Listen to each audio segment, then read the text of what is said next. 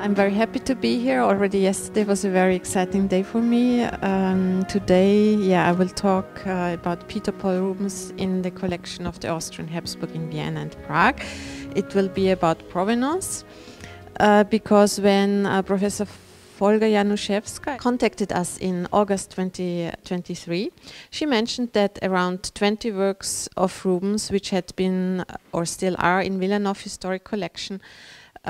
She also talked about the project Rubensiana in Polish collection, and I was immediately very excited, and that really caught my attention.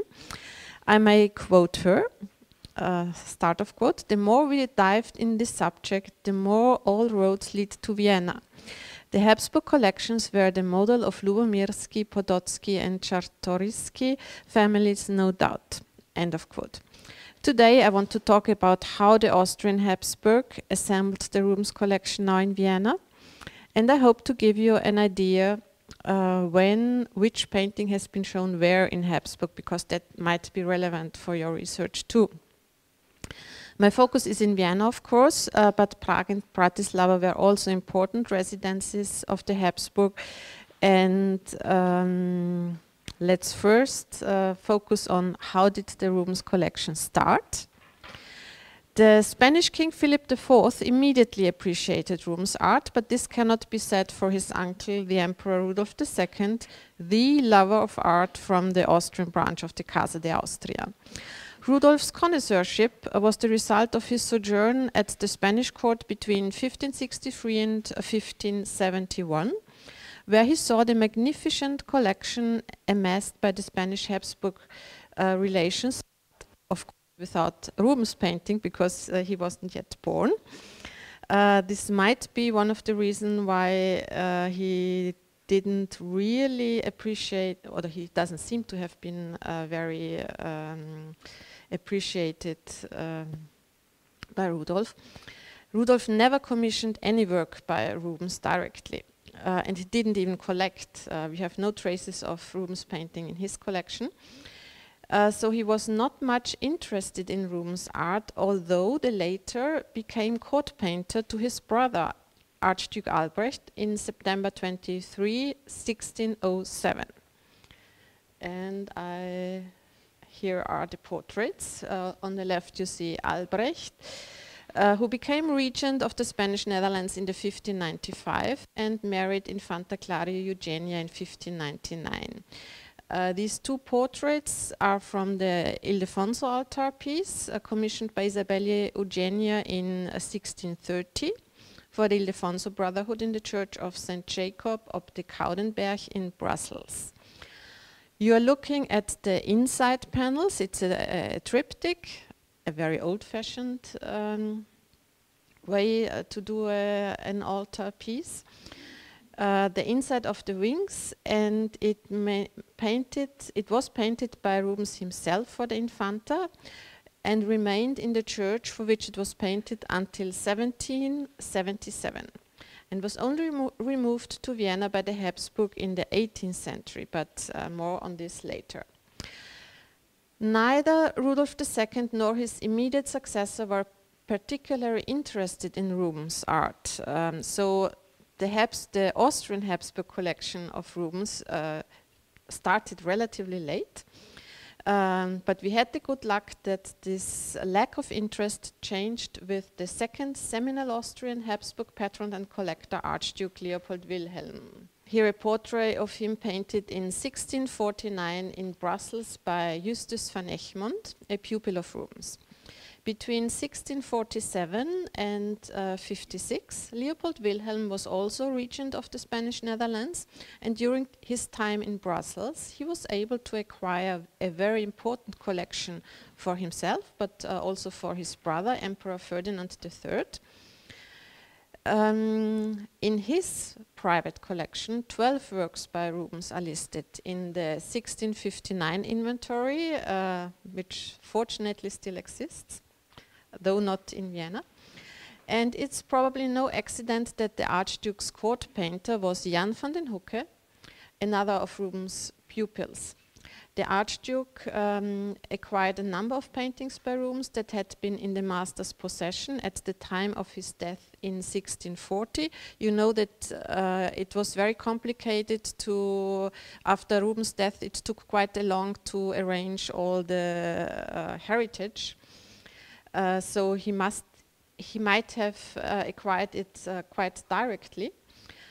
Together with the rest of the collection of Leopold Wilhelm, these paintings he owned have been transferred from Brussels to Vienna in 1657 and, with some exceptions, remained since then in Vienna.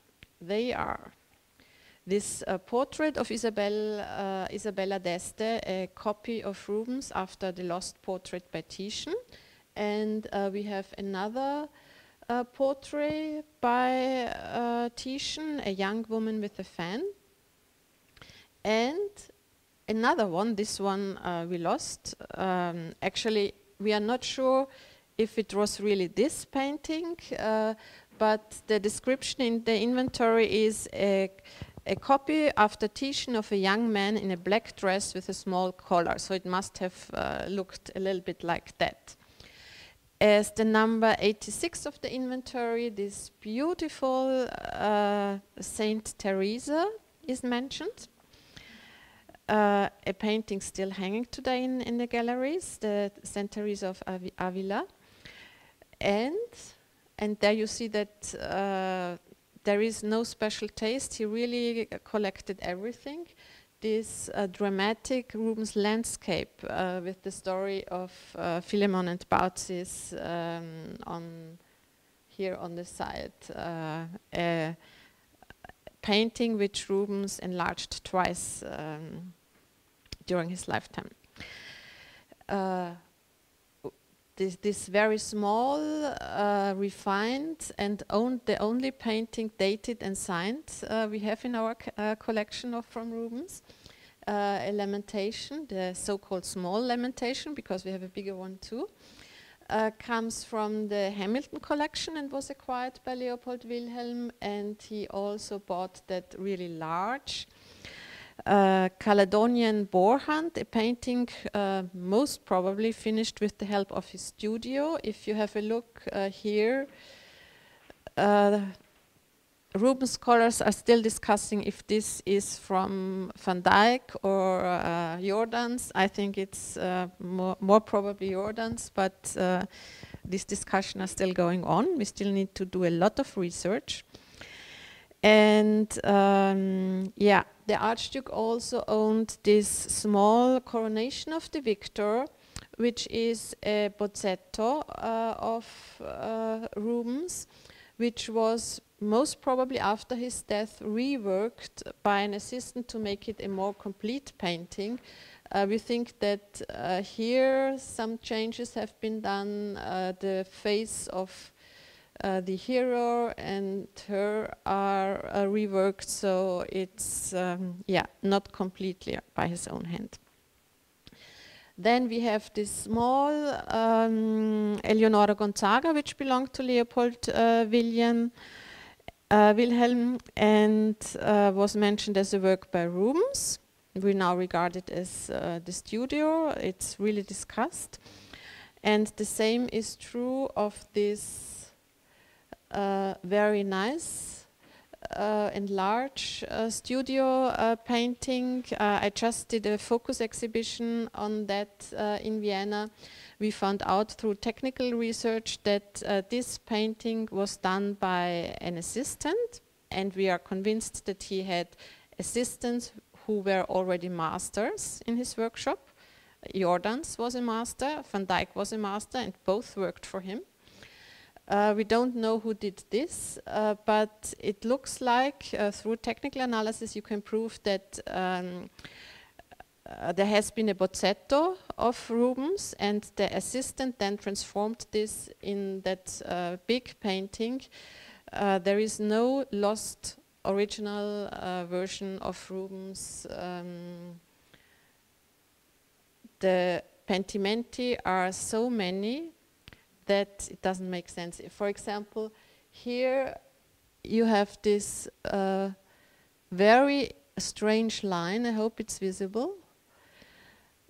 That's an underpainting, and it wouldn't make any sense to do such an underpainting if you have already an original which you are copying.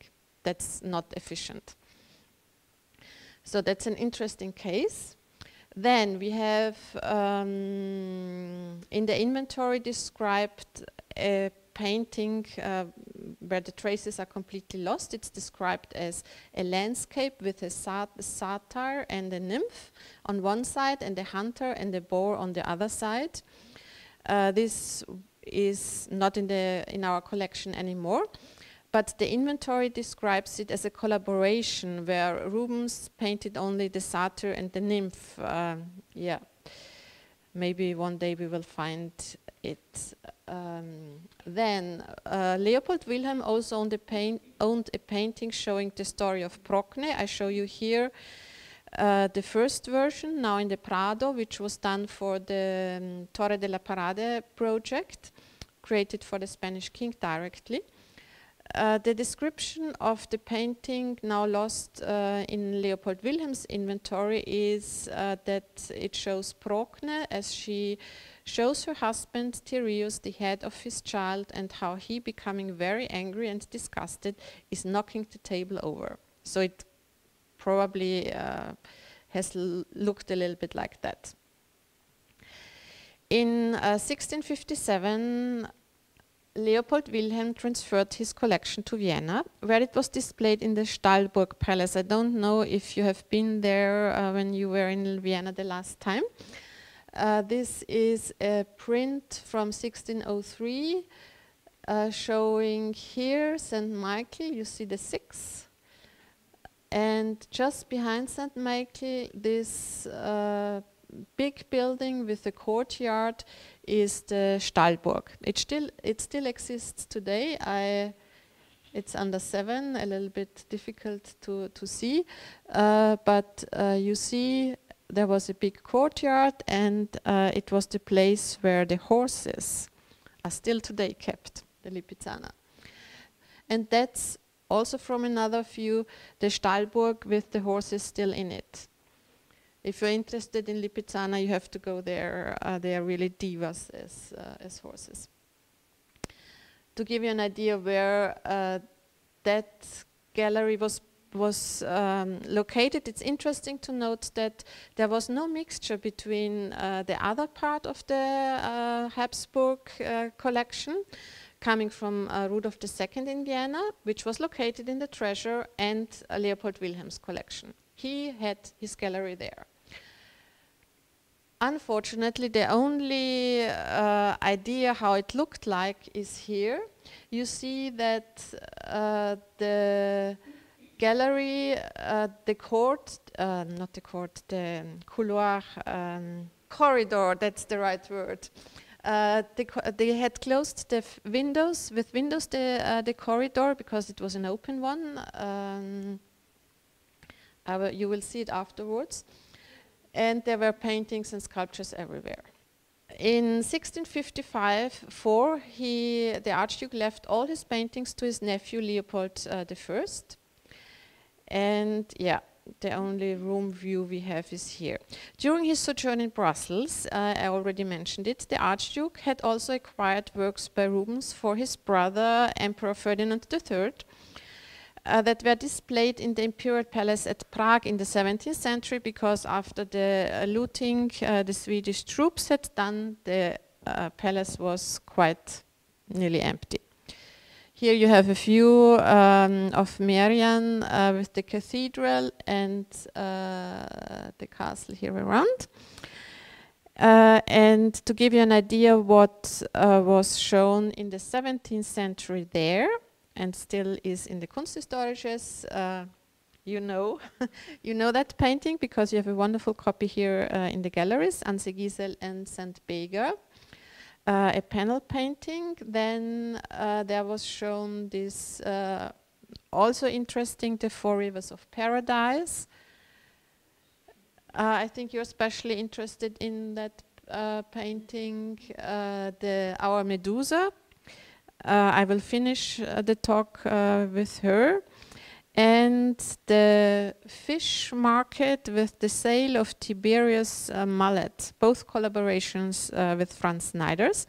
The later showing a very rare subject, clearly an idea of Rubens, but we don't think that the figures are by him. That painting needs some research too. Elizabeth McGrath found out where the subject came from, which is really a classical, only Rubens could have an idea to choose that topic. But who did the figures, we still don't know. Then there was this big Simon and Iphigenia and Simon, and the very small Angelic and the Hermit. So it was a rather erotic collection.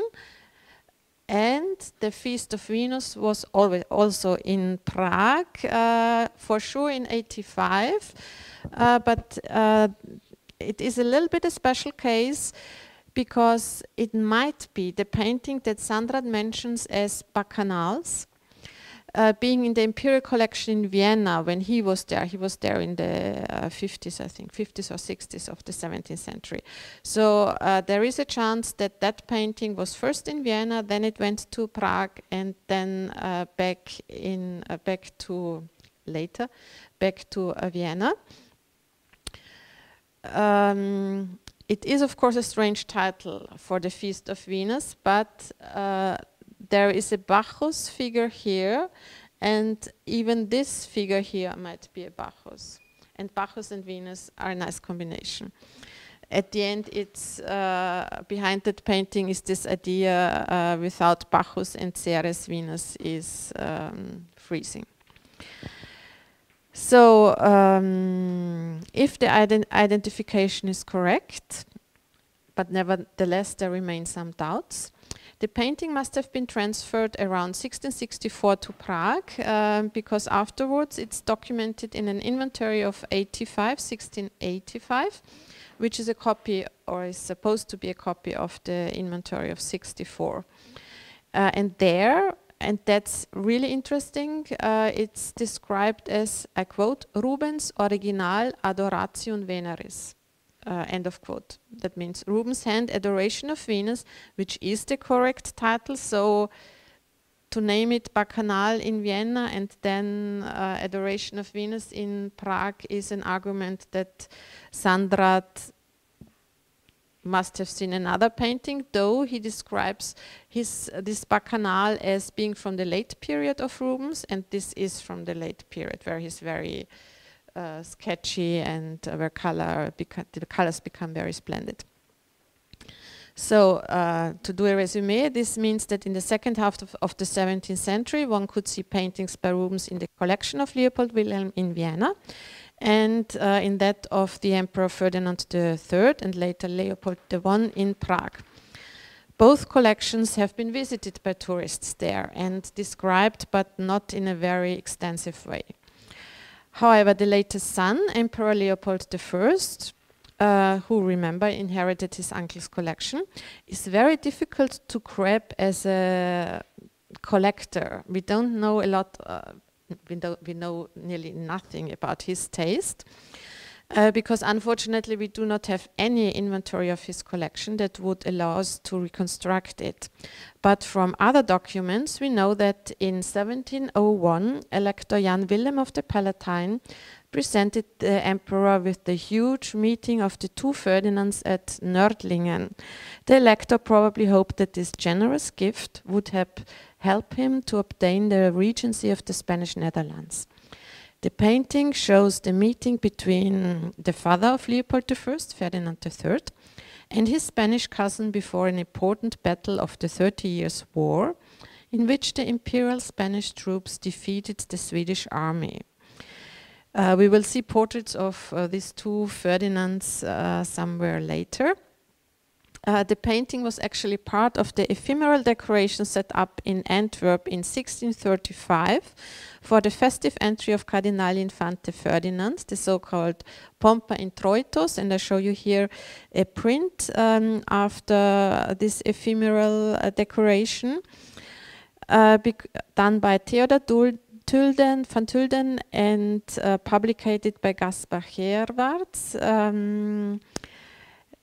painting is placed here on the right side, and it's interesting that the city of Antwerp did not gift these paintings by Rubens and workshop, because to do such a short, in such a short time, such a big festive entry, he really needed a lot of Antwerp colleagues to help him. But Antwerp afterwards probably sold the paintings. We know somehow they came on the market, because the one which is now in Vienna is recorded in the collection of the silversmith Jan Gillis in Antwerp in 1682, and then it came via the Palatine collection to Vienna. The lack of documents makes it difficult to judge Leopold I as a patron and collector of paintings. It's therefore also difficult to separate him from his successor Charles VI, who was initially destined to rule Spain as King Charles III, which is why he resided in Barcelona for some time. It is probably due to his close relation to the members of the Spanish aristocracy that he acquired paintings from the collection of Juan Gaspar de Cabrera, the Almirante de Castilla, which included these 4 paintings by Rubens. Or to be more exact, these are the paintings still classified as Rubens. He acquired more Rubens from that collection, but the others are far away from being Rubens. You will see them afterwards. So this Saint Jerome was one of them, the study head of this old man, this beautiful infant Christ with John Baptist and 2 angels, and a very important painting, the self-portrait, also comes from the Spanish collection. In the first quarter of the 18th century, Charles VI reorganized the imperial collection. It was still in the place where Leopold Wilhelm's collection was shown, but Charles VI changed completely the arrangement, making Vienna the center of Habsburg's patrimony. So he really focused on Vienna with the gallery. And the new installation of Stahlburg Palace was recorded in a sumptuous illustrated inventory, which tells us a great deal how the paintings were displayed. It was published. It's a painted inventory done in 1720, 30 and 33. We are very happy that we still have the original. On each wall, in such detail, the wall was described and painted that it was easy for Gudrun Svoboda and her team to reconstruct a model of the gallery. That's what she did. You see in the second etage of the Stahlburg Gallery, you have this corridor and then an enfilade of rooms. This is how the Stahlburg looks now, the courtyard, and you see that, I don't know when, but they decided to reconstruct the 16th century version of the Stahlburg, which is why the corridor is open there. That's another bird view to give you an idea with the corridor and one of the rooms. Well, 2 of the rooms. And for the new hanging, this is how a wall looked like. They had, of course, to do exchanges between Prague and Vienna. Most of the Rubens paintings, with the sole exception of Medusa, were transferred to Vienna and removed from Prague. Prague got other big Flemish paintings instead of it. For example, Michelina Vautier's Big Bacchus was sent to Prague, but the Rubens were centralized here. You see Iphigenia, the 4 Rivers of Paradise, and Bega and her husband Ansegisius in this wonderful hanging. That's how the Venusfest was hanging. Thanks to this inventory, we are able to document a number of masterpieces by Rubens in the Imperial Collection in Vienna for the first time. However, we do not know if they were acquired by Leopold I or Charles VI.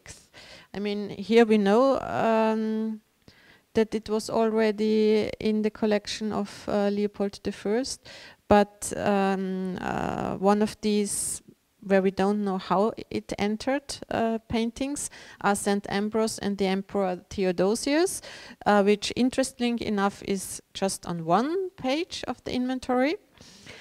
And here another cabinet where you have our big lamentation, which was pendant to a Titian, which is also interesting. And here we have a Bordone in a otherwise rather monochrome setting, a painting we restored for the Rubens exhibition in 2017. It's a very touching one. I don't know if you can see, here are some tears of the Madonna. They're running down here, and she doesn't dare to touch his skin. It's really quite a touching painting.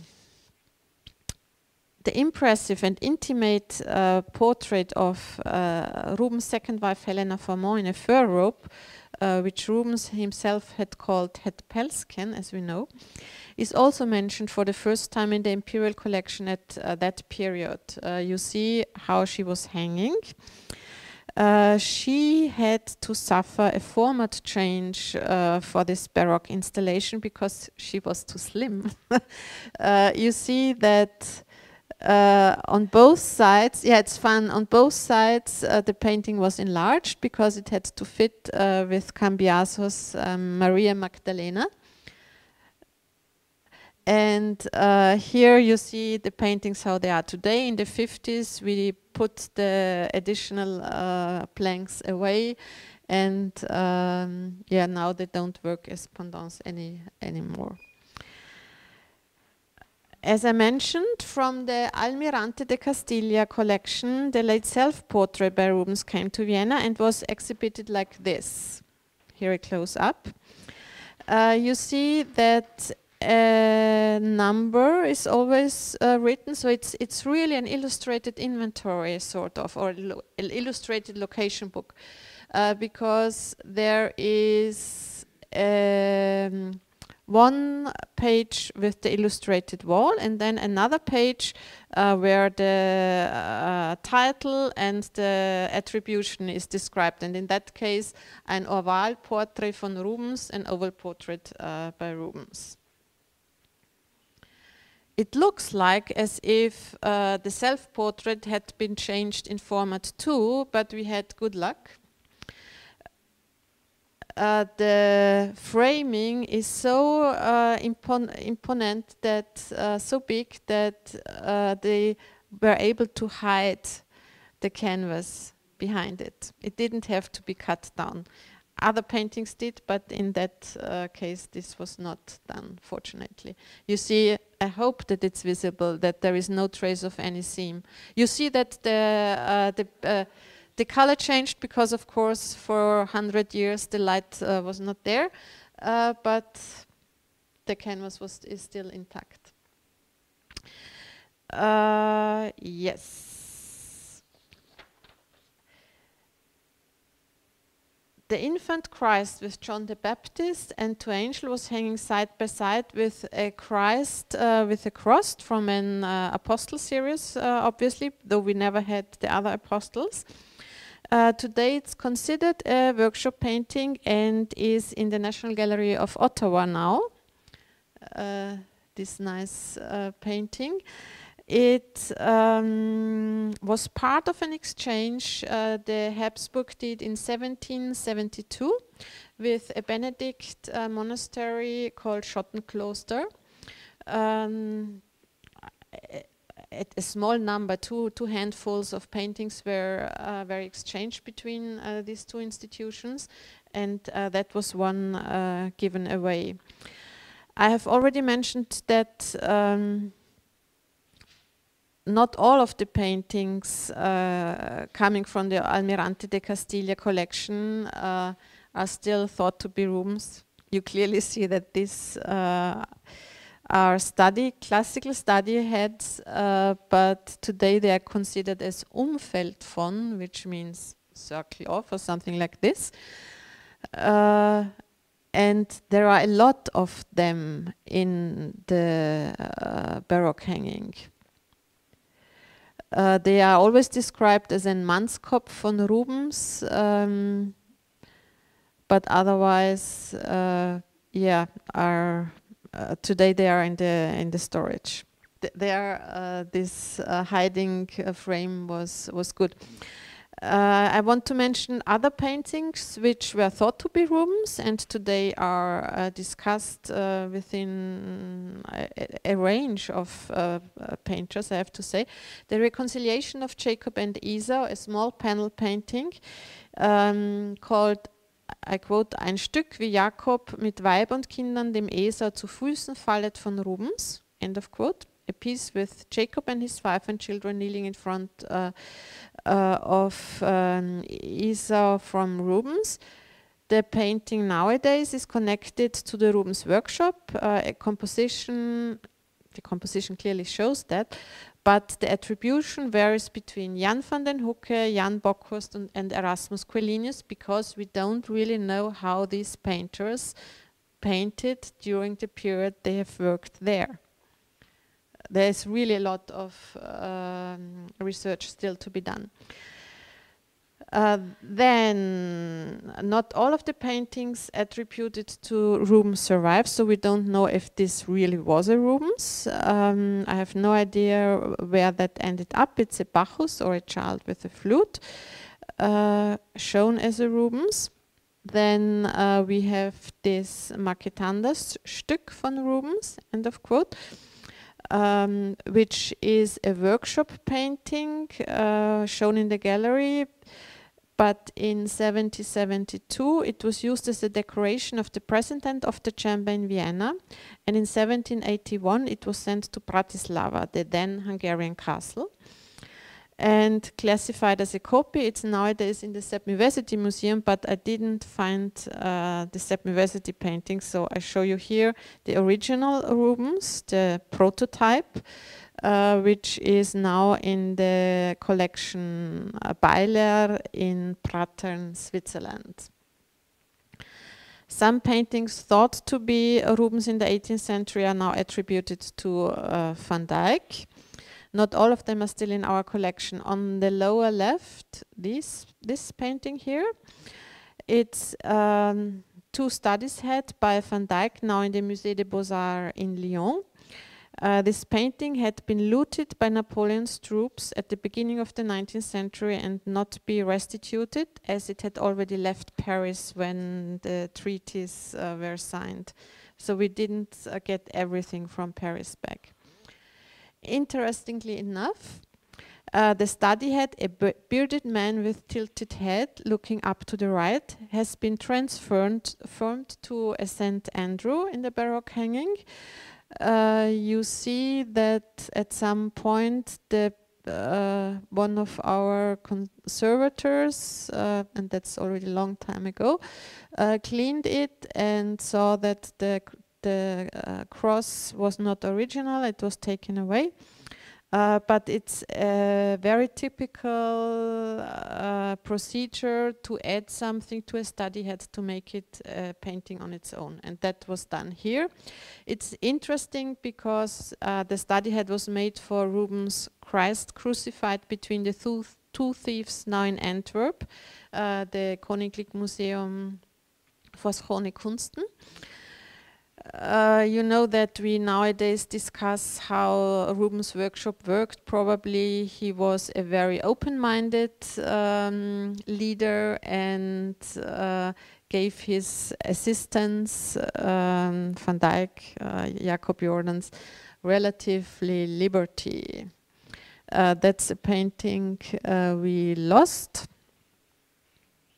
Or we didn't lose it, we deaccessioned it. In the 20s of the 20th century, some paintings were deaccessioned from the galleries. Sometimes the inventory did very interesting attributions, like the case of the two paintings from the Pompa Introitus, the two Ferdinands I was talking. These two long portraits have been part of the decoration for the festive entry too.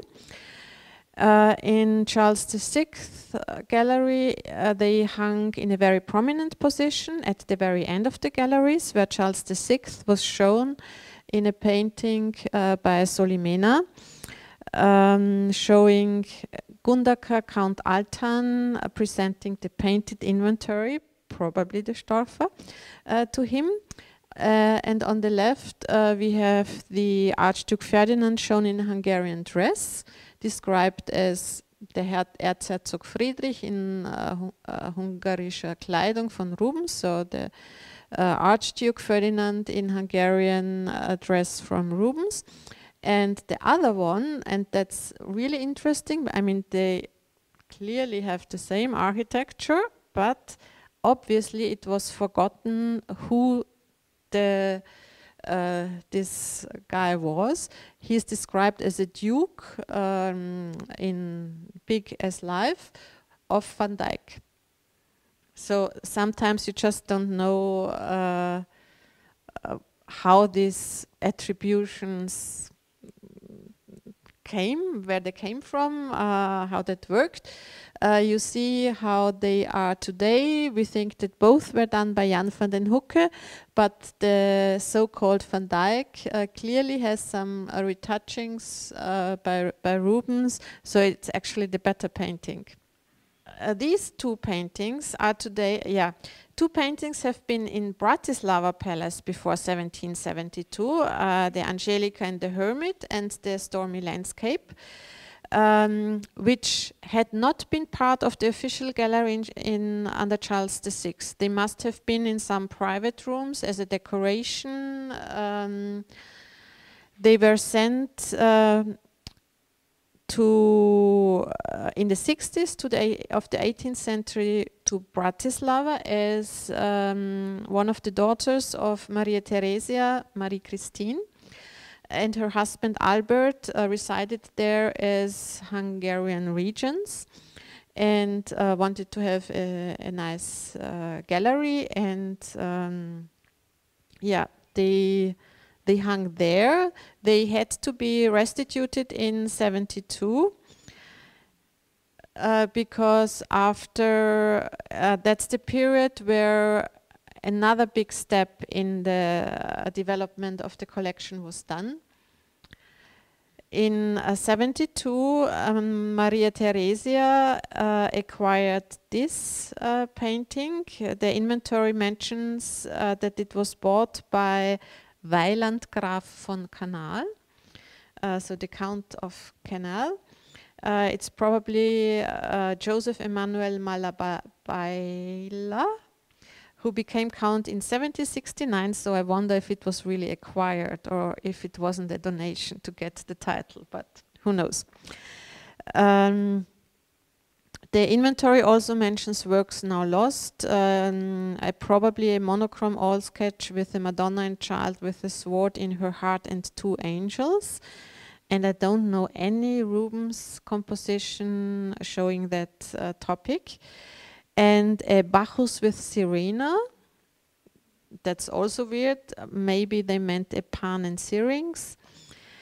And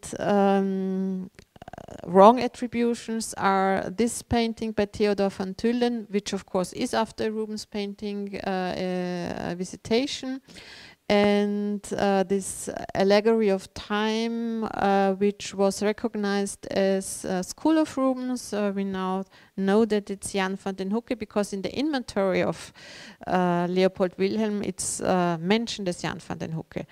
The knowledge of that inventory had completely been lost in the 18th century. They didn't, well, probably they didn't have the inventory. We know only the version in the Schwarzenberg collection. So, under Maria Theresia, I already told, a big edition was made.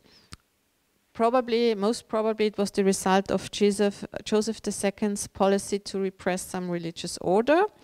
But as a result, some really big paintings have been acquired. It was possible to buy them, which, however, was to have major repercussions for the picture gallery. In the late 1780s, the huge size of these altarpieces, and they bought the altarpiece and the sketch for it. Huge size is 5 meter 35 per nearly 3 meters without frame. They were shown in the Antwerp church alternating. This St. Ignatius is, in my opinion, that the big altarpiece is done with Jacob Jordans. If you have a look at the skin, it really is like the young, like signed and dated paintings by Jacob Jordans, we know. So there it's relatively easy to distinguish them because we know how he painted. And this is Francis Xavier. There another team realized the big altarpiece. I have not yet an idea which members did that, but it's clear that it was not done by Rubens himself. And we also got at that period from the Lady Chapel the Assumption of the Virgin Mary, of course also a painting done with the workshop. In 1777, Maria Theresia was also able to acquire the Ildefonso altarpiece, and it's interesting to know that already then the wings, the panel of the wings were split, split and had been put together as a new one. Oh, I forgot the early visitation also coming from Antwerp. The Ildefonso altarpiece and the back on that panel already arrived to Vienna, came to Vienna like that. So it was not something done in our collection, but already before. And some portraits that have entered the imperial collection from the collection of Prince Eugene of Savoy is Charles the Bold and Philip the Handsome. In 1781, when the catalogue of the Belvedere Gallery was published, you know that Mechel did a new arrangement in the Belvedere Gallery. 45 paintings were considered to be Rubens. I made here a screenshot from our database. Most of them are still in our collection. If there is a black and white painting image, it's gone. The child with the flute doesn't have any recent inventory number because it has been lost at least at the end of or at the beginning of the 19th century, I think. And there is this wonderful painting here, which unfortunately does not belong to the Viennese collection anymore. It's this beautiful Rubens of the Wallace collection. The Holy Family with St. Elizabeth and St. John the Baptist, which today is in London, it had been given away already in 1788 to a Chevalier Burton. 2 years earlier, the Nostitz collection in Prague, the Habsburg acquired some paintings from them. This is one of it, Martha and Maria. And then there is this really, let's say it nicely, very modest version of, it's clearly a copy of a later painter who used probably a print after this original done by Rubens and Jan Bruegel, the younger Christ in the house of Martha and Maria. today in Edinburgh, and only the figures and the dog were taken from the print, and the rest was more or less invented. In the Belvedere, there are also some paintings where we don't know how they have been acquired, like this one, the Queen Isabella, and the painting now attributed to Victor Wolfwood, showing a version of the Garden of Love. Although that was already exhibited as School of Rubens in the Belvedere Gallery. So even School of Rubens was worth to be shown. By the late 18th century, and all this shows that unlike their Spanish cousins, the Austrian Habsburg began to acquire works by Rubens only after the master's death. And by the late 18th century, the Rubens collection assembled was more or less completed, and the most important works transferred to Vienna, with the exception of the head of the Medusa. The head of the Medusa remained in Prague together with this painting, a Saint Martin, which had been sent to Prague in 1732 as an exchange to fill up the galleries after Charles VI had taken so many paintings to Vienna. It's a painting also coming from the Archduke Leopold Wilhelm, but in his inventory it was considered to be a Van Dyck, and today we think it's a copy of the Van Dyck, but a nice painting. From the collection of the archbishops in Salzburg arrived at the beginning of the 19th century this copy or workshop painting after Rubens, a portrait of Maria de' Medici, and that painting by Lucas von Uden, who copied a Rubens landscape with a rainbow, both visible in the Imperial collection in 1824. So even in the 19th century there are some changes. From Prague, the copy of the Rubens painting with the head, Salomon with the head of St. John, had been acquired. Already in 1802 it had been given as a loan to the Prager Kunstverein, and in 1855 it was transferred from Prague to Vienna. And later Francis II bought this history painting, now considered to be a workshop product, Albuin and Rosamunde. This was shown already in the newly built Kunsthistorisches Museum in 1891. These examples demonstrate that around 1781 the Rubens collection was more or less complete, and the editions afterwards of minor importance. But I wanted to present you also at the end the influence of Rubens' head of Medusa in the Imperial collection, and discussed it also because it shows that noble collections,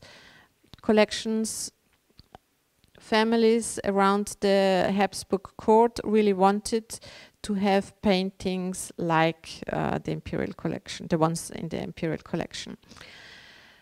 We know that already during Rubens' lifetime, two versions of the head of Medusa existed.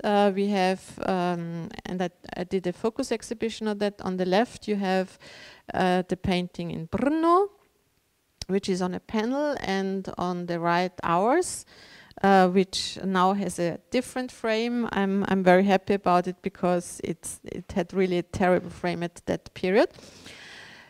We know that during Rubens' lifetime, ours was owned by the Duke of Buckingham, Georges Villiers, and most probably this one was in the collection of a Dutch merchant with some links to Antwerp and Flandern, Nicolas Soyer. His family originated from Flandern.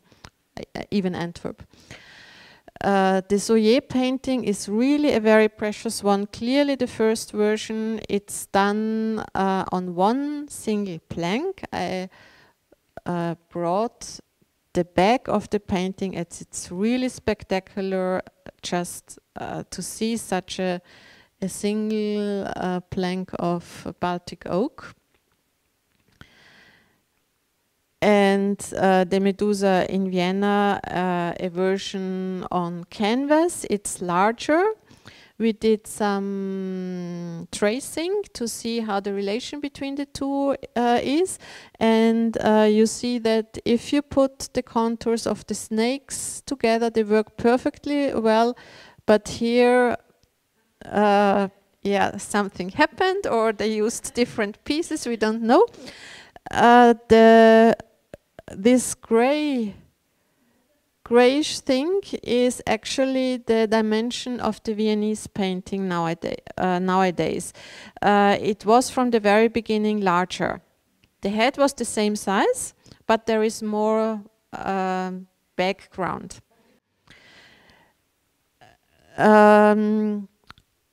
It was very hard for me to downgrade our painting.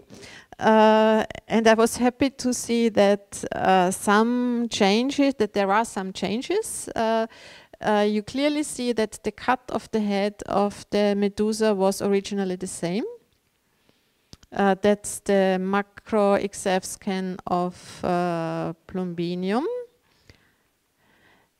And you see that this was afterwards changed by the painter, and it became more irregular. Here you have a little bit more like an antique sculpture head, and this becomes more natural.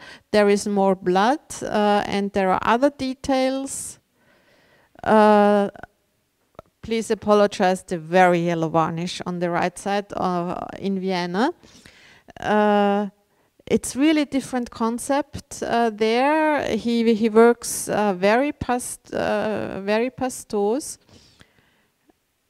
I think, beautifully, and exaggerates the expression with a very expressive brush stroke. He did some changes. The teeth in the Brunno version are shortened. They had been short like that in Vienna, and then some teeth had been added to make the not getting air anymore more worse, I think, more expressive. And the snakes are also very different in Vienna. They are nearly extremely colorful. It's really a different concept. Most of the snakes in Brno have been done by Snyder's. I think Snyder's, but really Snyder's with Rubens behind him explaining everything, how he wanted it.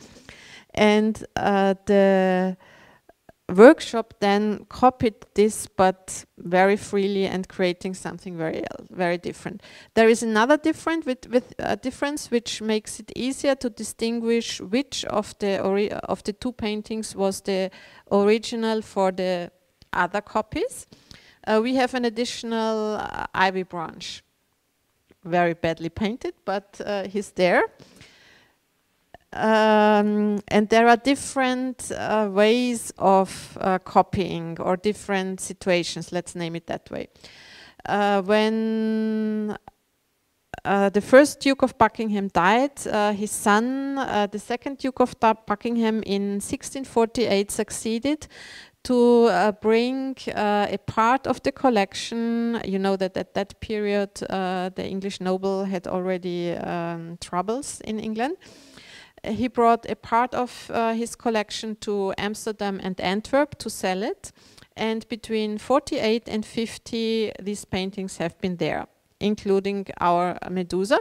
And Victor Wolf would most probably copied, is here not the right word. He copied only the head and the Medusa, but then added, we don't know why, different things to it. And this is another copy after ours. You see the additional branch. We don't know when it was. It was clearly done in the 18th century. It has a reddish ground layer. And it might be the one which was once in the Count Humbrecht Jan Czernin collection. We don't know, we just know that there had been one. You have again the additional branch. In the Sternberg castle, there still is a copy of it. So the Czech noble families really are a good hint that copies from the paintings by the imperial collection have been done. I thank Roswitha Juffinger for checking very kindly the Janine inventories for me, and Imma Walderdorf provided this image for me and checked the Sternberg inventories. So that's the end, starting with the beginning. It really proves this idea you rightly had.